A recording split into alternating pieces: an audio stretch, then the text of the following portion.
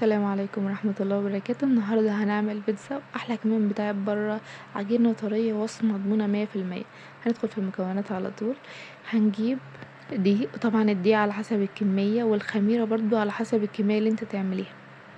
هننزل طبعا المكونات واحدة واحدة. المية، بعد كده هننزل بالزبادي، لو مفيش زبادي ممكن لبن، مفيش مشكلة. وبعد كده هننزل بالخل، وبعد كده الزيت. طبعا المكونات دي على حسب الكميه اللي انتوا تعملوها. هنفضل نعجن في العجينه لغايه ما تبقى طريه كده ومتماسكه. بعد كده هنغطيها وهنسيبها بقى تخمر براحتها. هنعمل حشو. اول حاجه هنعمل الصلصه. هنجيب حله وهننزل فيها بزيت، معلقه توم او بصل مفيش مشكله. وبعد كده هستنى لما التوم يحمر، وهنزل عليه بخليط الطماطم اللي انا عصرته. وبعد كده بقى التوابل المعتاده: كركم، ملح، ورق لورا، فلفل، التوابل اللي انتوا تفضلوها. هننزل عليها في الخليط وهنقلب كويس. وبعد كده هنغطي الحله. بعد كده هنجيب طاسه وهننزل عليها بصدور فراخ متقطعه احنا متبلينها قبلها. بعد كده هنسيبها لما تتشوح، وبعد كده نحط عليها فلفل وطماطمايه وهنفضل نقلب كويس. هنجيب بقى طماطم وهنقطعها وفلفل وهنقطعه.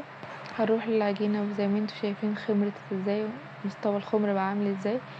هناخد جزء منها وهنفرده في الصينيه. وبعد كده نبتدي بقى نحط اللي احنا عملناه، الصلصه، وهنفردها كويس على العجينه. وهنحط بقى الفراخ بعد ما استوت. وبعد كده نحط فلفل وطماطم، وهتشتروا زيتون طبعا مخلي زي ما انتوا عايزين. وبعد كده هنحط بقى الجبنه. ممكن نحط جبنه شيدر، جبنه رومي، جبنه موتزاريلا، طبعا الجبنه النوع اللي انتوا تفضلوه. بعد كده سويناها زي ما انتوا شايفين، بصراحه جميله جدا، جربوها. هنعمل بقى واحده تانية بالسجق.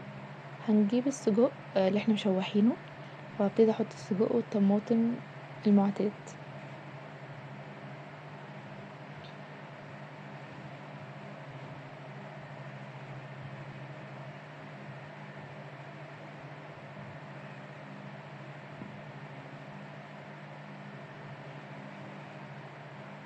وكده استوت، جربوها بجد هتعجبكم.